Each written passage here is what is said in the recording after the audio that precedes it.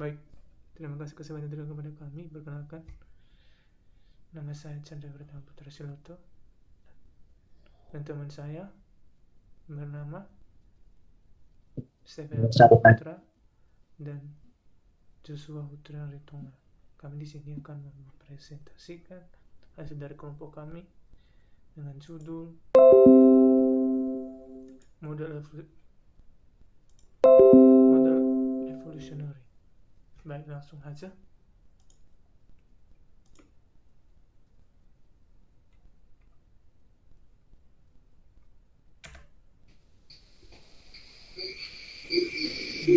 sini yang untuk slide pertama, slide kedua yang akan dipresentasikan oleh Stephen. Untuk Stephen, dipersilakan. Baiklah, saya akan mempresentasikan dari slide pertama, yaitu mengenai model evolusionari. Apa itu model evolusionari? Model evolusi adalah sebuah model yang berulang-ulang. Model ini memiliki karakteristik yang memungkinkan para programmer mengembangkan perangkat lunaknya menjadi semakin lengkap di tiap versi yang ada. Kemudian model evolusionari sendiri ini bersifat iteratif, artinya yaitu mengandung perulangan. Hasil prosesnya berupa produk yang makin lama makin lengkap sampai versi terlengkap dihasilkan sebagai produk akhir dari proses. Next.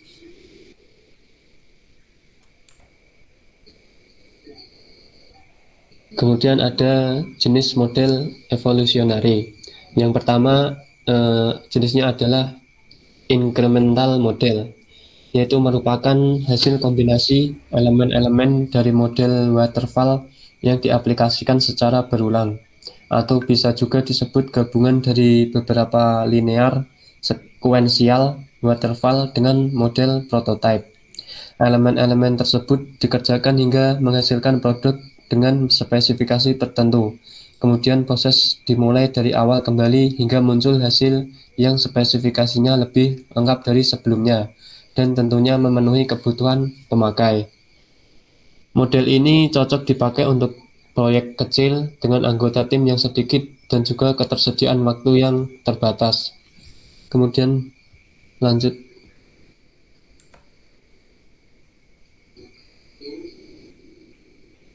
Selanjutnya ini ada bagan model incremental, di mana pada gambar ini menunjukkan setiap bagian dari incremental model diawali dengan adanya rancangan desain dan pengembangan dari developer, di mana sebelum suatu program diluncurkan atau diaplikasikan, program tersebut harus diuji terlebih dahulu.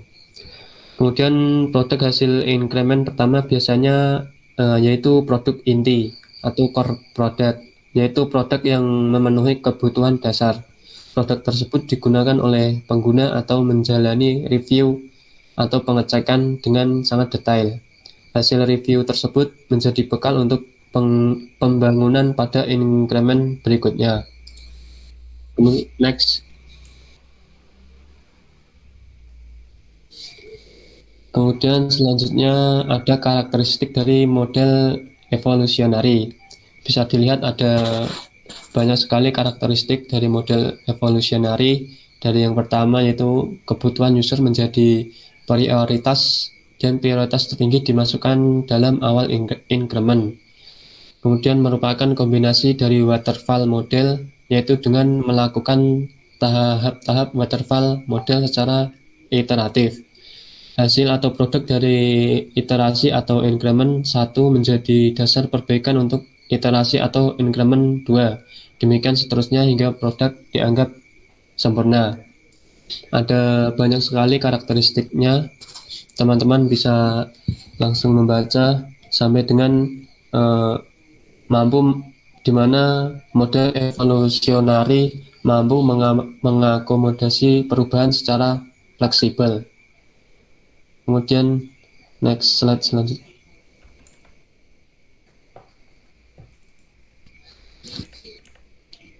Kemudian ada tahapan incremental yang akan dilanjutkan oleh teman saya, Chandra.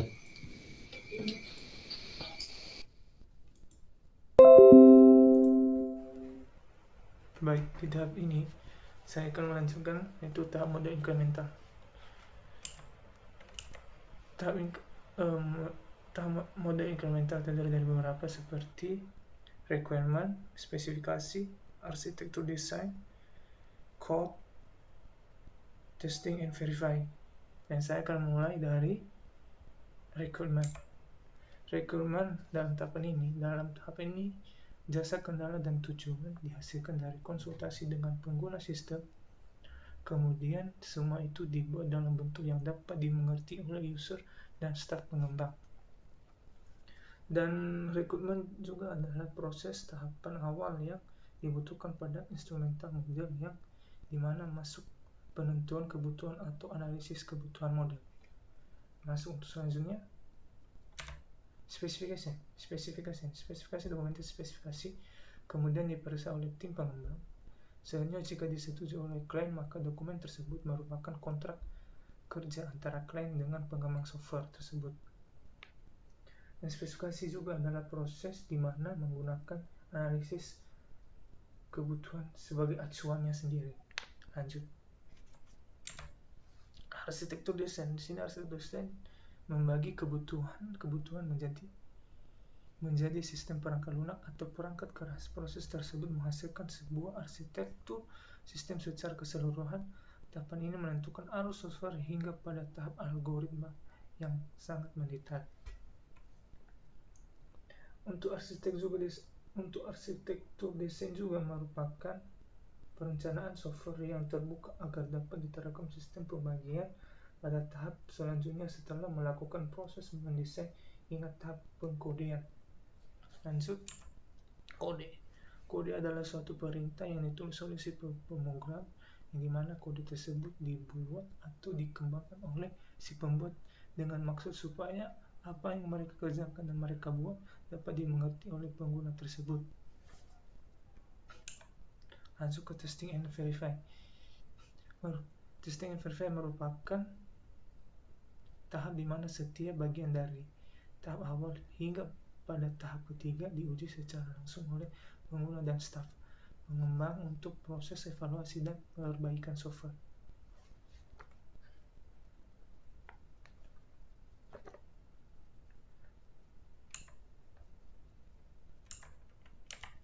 Untuk tahap selanjutnya yang akan dibacakan oleh Joshua. Oke, baik. Saya akan melanjutkan presentasi. Yang pertama itu tahap modal incremental.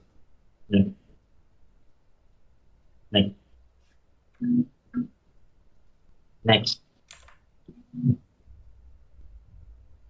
Pertama itu operation mode and retirement.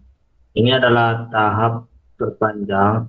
Sistem dipasang dan digunakan pemeliharaan, termasuk pembetulan kesalahan yang tidak ditemukan pada langkah sebelumnya, perbaikan implementasi unit sistem, dan peningkatan jasa sistem sebagai kebutuhan yang baru ditemukan. Next. Kelebihan dan kekurangannya. Kelebihannya itu meliputi menghasilkan software lebih cepat dan terbarukan. Model ini lebih fleksibel dan membuat biaya yang sedikit apabila ingin merubah struktur program. Lebih mudah dalam menemukan kesalahan dalam struktur program. Pengguna dapat mendapatkan respon yang lebih cepat dari pengembangan software. Penanganan resiko jauh lebih cepat karena dilakukan pengujian sebelum disebarkan. Itu merupakan kelebihan. Kekurangannya itu meliputi membutuhkan desain dan perencanaan yang matang, membuat definisi dari program yang jelas dan lengkap. Biaya yang dibutuhkan dalam pembuatan sangat tinggi, memakan waktu yang cukup lama. Dan itu adalah kekurangannya. Next. Penerapan. Model ini dapat digunakan ketika kebutuhan semua sistem sudah terdefinisi dan dipahami oleh developer. Ide utama program sudah harus terdefinisi, di mana detail-detail program dapat ditambahkan selama proses pembuatan. Hasil software harus dipasarkan secepatnya. Hasil harus menggunakan teknologi terkini. Semakin tinggi fitur yang dimasukkan ke dalam program, maka semakin tinggi risiko dan tujuan yang harus dicapai. Dan itu merupakan penerapan. Next. Jenis model evolutionary. Yang pertama, spiral model. Spiral model adalah suatu model tentang tahapan pembuatan suatu perangkat lunak. Spiral model mengadaptasi dua model perangkat lunak yang ada, yaitu model prototyping dan dengan pengulangannya, dan model waterfall dengan pengendalian dan sistematikanya. Spiral model adalah satu dari model revolusioner.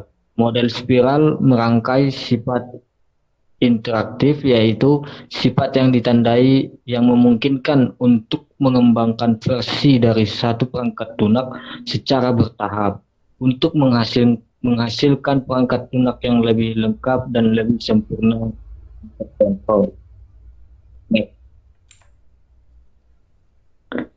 Dan ini merupakan bagan dari model spiral. Next.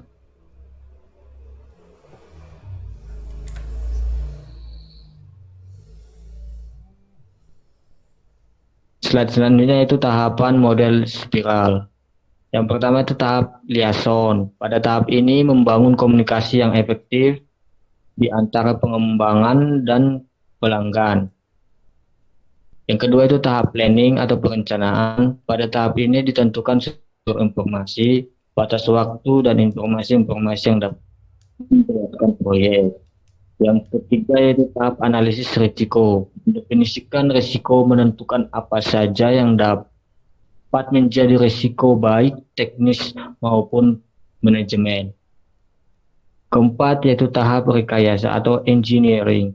Pembuatan prototipe dan pembangunan satu atau lebih representasi dari aplikasi tersebut. Tahap kelima yaitu tahap konstruksi dan pelepasan atau release. Pada tahap ini dilakukan pembangunan perangkat lunak yang dimaksud diuji, diinstal, dan diberikan sokongan-sokongan tambahan untuk keberhasilan proyek. Yang terakhir yaitu tahap evaluasi. Tahap pelanggan, pemakai, pengguna biasanya memberikan masukan berdasarkan hasil yang didapat dari tahap engineering dan instalasi.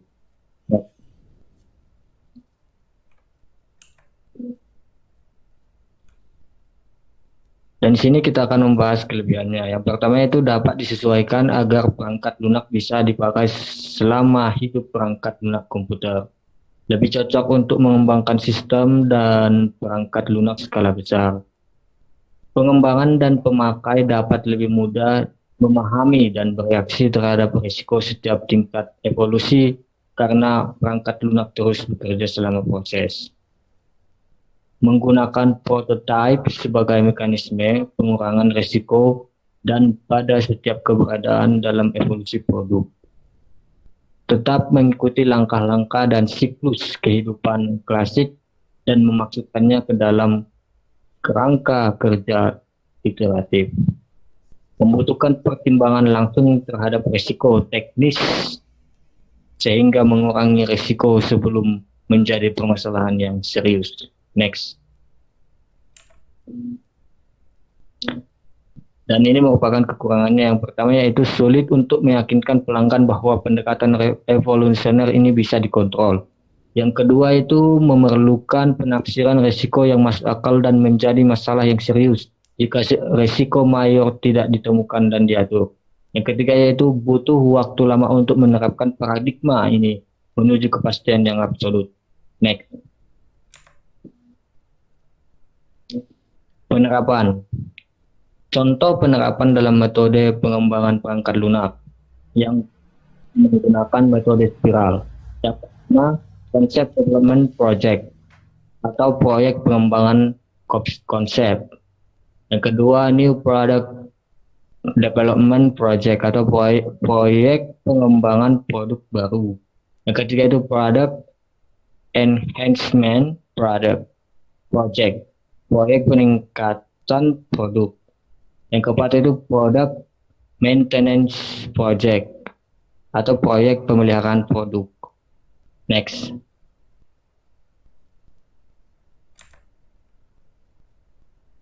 Hanya itu yang Baik, di sini untuk ada tadi kekurangan di slide 17 yang akan dijelaskan oleh Stephen langsung. baik, terima kasih.